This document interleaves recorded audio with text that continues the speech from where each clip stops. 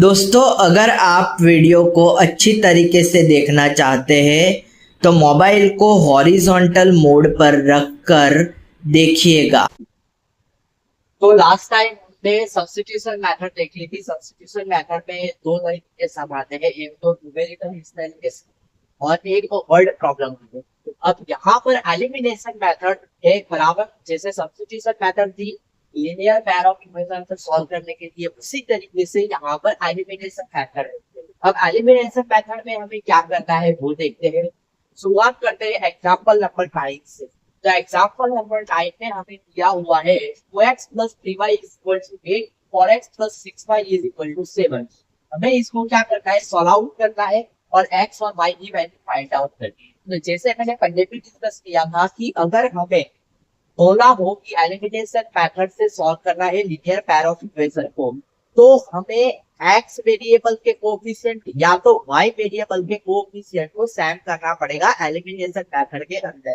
तो यहाँ पर हम क्या करेंगे, हम x वेरिएबल के कोएफिशिएंट को सेम करेंगे। यहाँ पर ऑलरेडी और है बराबर, यहाँ पर 2 है, तो क्या कर सकता हूँ, ये जो x इक्वेशन फर्स्ट है उसको मैं 2 से मल्टीप्लाई कर दूं तो इसको मैं 2 से मल्टीप्लाई करता हूँ। अगर जैसे ही मैं यहाँ पर 2 से मल्टीप्लाई करता हूँ, यहाँ पर देख सकते हैं कि फर्स्ट इक्वेशन और सेकंड इक्वेशन क्या हो गया है, सेम। उसकी वेरिएबल जो x वेरिएबल है उसमें कोएफिशिएंट सेम हो गए हैं। तो यहाँ पर 4x plus 6y equal to 16 और दूसरा जो होगा वो होगा 4x plus 6y equal to 7। अब यहाँ पर हमने 2 से मल्टीप्लाई किया, 2 2 का 4, 3 का 6, 2 8 का 16 और यहाँ 4x plus 6y equal to 7। उसके बाद सेकंड स्टेप क्या होता है, साइन चेंजिंग का। ये प्लस है तो ये माइनस कर देंगे, प्लस है माइनस कर देंगे, प्लस है माइनस कर देंगे।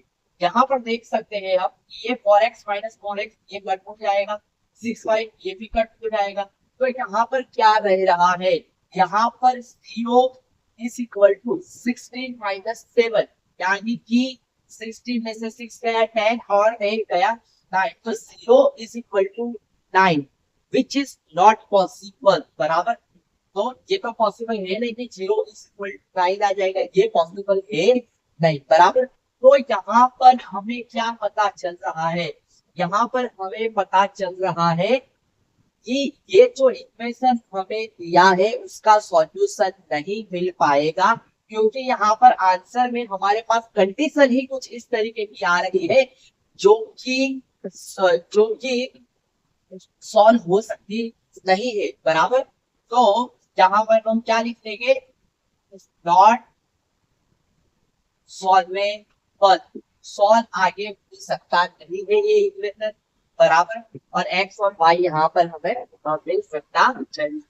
ओके, इसको अगर हमें दूसरी तरीके से देखना हो तो कैसे देख सकते हैं, दूसरी तरीके से देखना हो तो इस तरीके से देख सकते हैं कि यही जो x का हमने कोएफिशिएंट सेट किया उसी तरीके से y का कोएफिशिएंट सेट करें। अगर उस तरीके से करते हैं तो कैसा होगा, और करके देखिए अगर हम यहाँ पर y का कोएफिशिएंट सेट करते हैं, y का कोएफिशिएंट सेट करना है तो मुझे सेम 2 से ही मल्टीप्लाई करना पड़ेगा। तो ये हो जाएगा 4x plus 6y is equal to 8 और नीचे 4x plus 6y is equal to 7।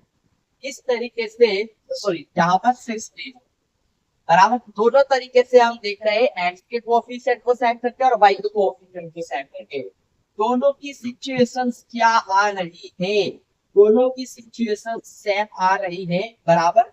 तो ये equation can not be solve, solve हो सकता नहीं है ये लीनियर पेयर ऑफ में। सर यहाँ पर x और y की वैल्यू हमें नहीं मिलेगी, क्यों नहीं मिलेगी, क्योंकि यहाँ पर कंडीशन ही सेटिस्फाई नहीं हो पा रही है।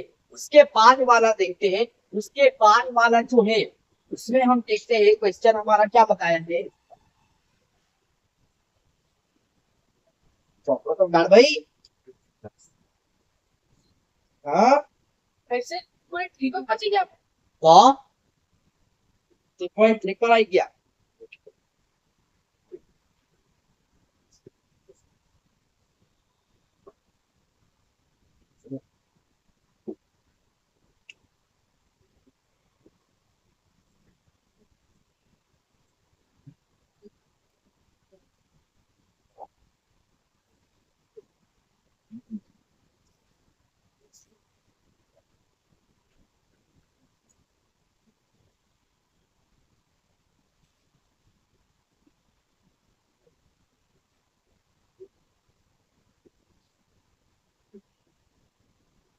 उसके बाद वाले सॉल्यूशन पे आएंगे। तो यहाँ पर हमें ये जो एग्जांपल 9 दिखा उसके अंदर हमने क्या देखा, उसके अंदर हमें ये पता चल रहा है कि 0 इज नॉट इक्वल टू 9। ये जो स्टेटमेंट हमें मिल रहा है वो कैसा है, गलत है। तो यहाँ पर क्या लिख लेंगे, फॉल्स स्टेटमेंट। और फॉल्स स्टेटमेंट है तो उसका मतलब हुआ तो सॉल्यूशन, इसका हमें कोई सॉल्यूशन नहीं मिलेगा। इसी तरीके से एक्सरसाइज 3.3 पर आ जाइए। इसी के बेस पे सम दिए हुए हैं जिसमें फर्स्ट वाला है x plus 5 equal to 5 2x minus 1 is equal to x minus 3y is equal to 4। ये इक्वेशन नंबर 1, इक्वेशन नंबर 2। अब मुझे क्या करना है, तो यहाँ पर मैं किसी को भी बना सकता हूँ, y के कोएफिशिएंट को भी ले सकता हूँ, x के कोएफिशिएंट को भी ले सकता हूँ। लेकिन पैटर्न मेरे लिए क्या होगा, पैटर्न वहां पर होगा जहां पर मेरा सेकंड स्टेप कम हो जाए, यानी कि मुझे सेकंड स्टेप करने की जरूरत ही ना पड़े। और वैसा कब हो सकता है, तो एक प्लस हो और एक माइनस हो। तो यहाँ पर के माइनस क्या हुआ है, तो इसको मैं सीधा 3 से मल्टीप्लाई कर दूंगा, बराबर। तो मल्टीप्लाइंग इक्वेशन 1 बाई 3, इक्वेशन 1 को 3 से मल्टीप्लाई करूंगा तो मुझे मिलेगा 3x plus 3y equal to 3। और उसके नीचे वाला जो इक्वेशन है 2x minus 3y equal to 4। अब यहाँ पर तो साइन चेंज करने की नौबत भी नहीं आएगी, क्यों, क्योंकि यहाँ पर प्लस और माइनस ऑलरेडी दिया हुआ है। तो ये प्लस माइनस कैंसल आउट हो जाएगा, 3x प्लस 2x 5x हो जाएगा, और 15 प्लस 14 यहाँ पर मिल जाएगा 4 19 मिल जाएगा। तो x की जो वैल्यू है 19/5 मुझे यहाँ पर मिल जाएगी। अब ये x की वैल्यू में किसी एक इक्वेशन के अंदर रखूंगा, बराबर। putting the value of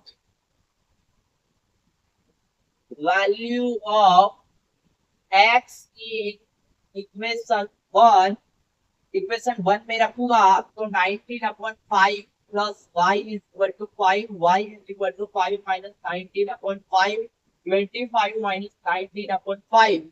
तो यहाँ मुझे कितना मिलेगा, 25 माइनस 19, 6/5। तो y की वैल्यू यहाँ पर मुझे मिल जा रही है 6/5। तो यहाँ पर मेरे जो x और y की वैल्यू मुझे यहाँ पर मिलेगी वो मिलेगी 19/5 और 6/5। क्लियर। उसी तरीके से थर्ड वाला सॉल्व करते हैं। थर्ड वाले में देखो यहाँ पर भी हमें प्लस और माइनस वाला दिया गया है, बराबर। तो इसीलिए हम क्या करेंगे, प्लस और माइनस वाली जो वेरिएबल है उसी पर कंसंट्रेट करेंगे और उसी को हम क्या करेंगे, बैलेंस करेंगे। मतलब कि इक्वेशन को सॉल्व करने के लिए वेरिएबल के कोएफिशिएंट को सेट कर देंगे। तो ये हमारा जो है वो होगा इक्वेशन नंबर 1, इक्वेशन नंबर 2। इसको मैं 2 से मल्टीप्लाई कर दूंगा, तो 3x plus 4y is equal to 10 और 4x minus 4y is equal to 4। ये दोनों कैंसिल आउट हो गया, 7x is equal to 14, x is equal to 2। तो x की जो वैल्यू मुझे यहाँ पर मिल रही है वो कितनी मिल रही है, x की वैल्यू मुझे यहाँ पर 2 मिल रही है, बराबर। इसी x की वैल्यू में कहाँ पर रखूंगा, किसी भी इक्वेशन में रखूंगा, बराबर। पुटिंग द वैल्यू ऑफ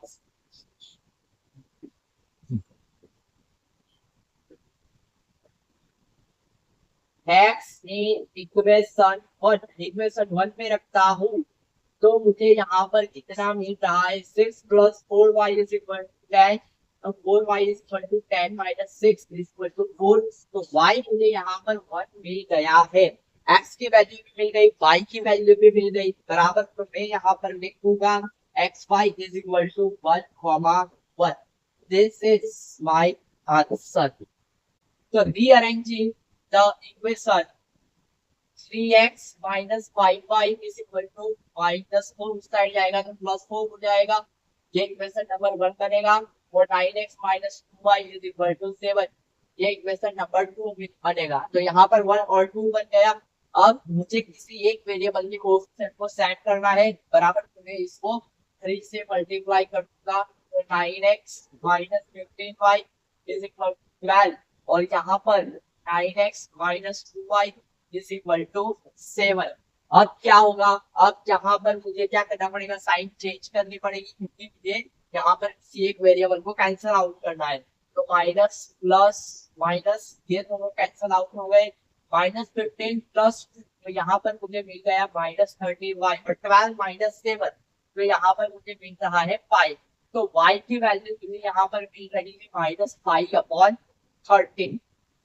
अब y की वैल्यू मुझे किसी एक इक्वेशन पे रख देनी है, तो putting the value of y in equation, और इक्वेशन 1 पे रखूंगा तो मुझे क्या मिलेगा देखते हैं।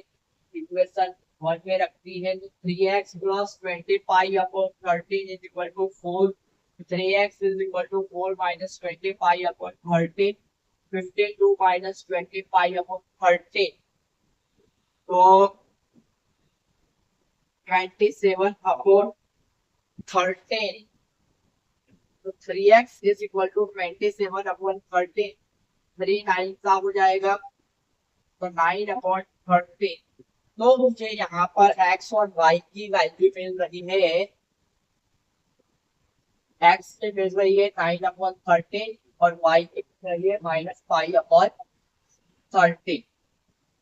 इसी तरीके से कॉट नंबर का है, उसको हम सॉल्व करते हैं। सबसे पहले तो इसको रीअरेंज कर देंगे, क्योंकि ये भी जो हमने देखे लीनियर पैर ऑपरेशन उस टाइप का नहीं है, उसको बनाते हैं बराबर। तो रीअरेंज द इक्वेशन,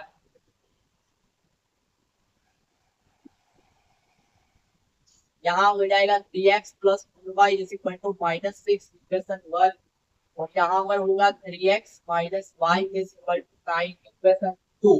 यहाँ पर x के आगे का जो कोएफिशिएंट है 3 वो सेम है बराबर, तो यहाँ पर मुझे किसी से मल्टीप्लाई करने की जरूरत नहीं है, मैं इसको डायरेक्ट से ही सॉल्व करूंगा।